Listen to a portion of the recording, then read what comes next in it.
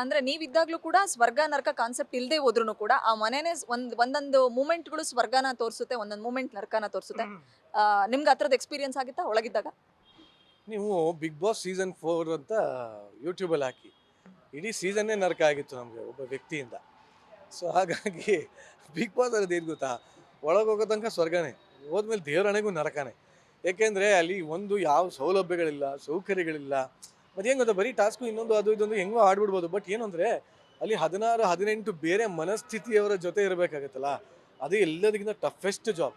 ಈಗ ಆಚೆ ಕಡೆ ಪ್ರಪಂಚದಲ್ಲಿ ನಮ್ಗೆ ಇಷ್ಟ ಆಗಿಲ್ಲ ಅಂದರೆ ದೂರ ಹೋಗ್ತೀವಿ, ಇಲ್ಲ ಬೈತೀವಿ, ಇಲ್ಲ ಏನೋ ಮಾಡಿ ಹೋಗ್ಬಿಡ್ತೀವಿ. ಅಲ್ಲಿ ಹಂಗಾಗಲ್ಲ. ಸೊ ಆ ಒಂದು ಮನಸ್ಥಿತಿಗಳ ಜೊತೆ ಇರೋದೇ ಒಂದು ದೊಡ್ಡ ಟಾಸ್ಕು, ಅದೊಂಥರ ನರಕನೇ. ಸರ್, ಸುದೀಪ್ ಸರ್ ಈ ಬಾರಿ ಬಿಗ್ ಬಾಸ್ ಹೋಸ್ಟ್ ಮಾಡಲ್ಲ ಅನ್ನೋಂಥ ಸುದ್ದಿ ಇತ್ತು. ಇನ್ ಕೇಸ್ ಸುದೀಪ್ ಸರ್ ಮಾಡಲಿಲ್ಲ ಅಂದಿದ್ರೆ ಯಾರು ಮಾಡಿದ್ರೆ ಚಂದ ಇರ್ತಿತ್ತು, ಅಥವಾ ಸುದೀಪ್ ಸರ್ನ ಬಿಟ್ಟು ನಿರೀಕ್ಷಣೆ ಮಾಡೋಕ್ಕಾಗಲ್ವಾ ಬಿಗ್ ಬಾಸ್ನ?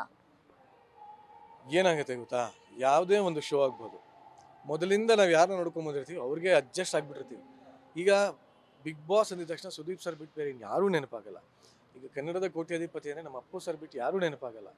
ಹಾಗೆ ವೀಕೆಂಡ್ ವಿತ್ ರಮೇಶ್ ಅಂತ ರಮೇಶ್ ಸರ್ ಬಿಟ್ಟು ಯಾರೂ ನೆನಪಾಗಲ್ಲ. ಹೀಗೆ ಒಂದೊಂದು ಶೋಗೆ ಒಬ್ಬೊಬ್ಬರು.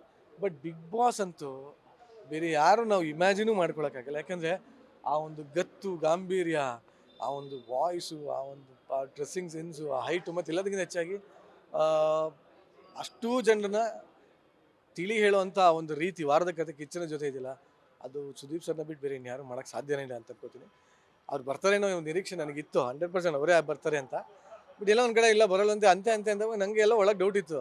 ಚಾನ್ಸ್ ಅಲ್ಲ ಇವ್ರನ್ನ ಬಿಟ್ಟು ಇನ್ನು ಆಮೇಲೆ ಚಾನಲ್ ಅವರು ಬಿಡೋಕ್ಕೆ ಸಾಧ್ಯ ಇಲ್ಲ. ಬೇರೆ ಇನ್ಯಾರನ್ನ ಒಪ್ಸೋಕ್ಕೆ ಸಾಧ್ಯ ಇದೆ? ಅವರು ಜನ ಒಪ್ಸ್ತಾರಾ? ಸಾಧ್ಯನೇ ಇಲ್ಲ. ಸೊ ಹಾಗಾಗಿ ಆ ಒಂದು ಶೋಗೆ ಅವರೇ. ಗ್ಯಾರಂಟಿ ನ್ಯೂಸ್, ಸುದ್ದಿ ಖಚಿತ, ನ್ಯಾಯ ನಿಶ್ಚಿತ.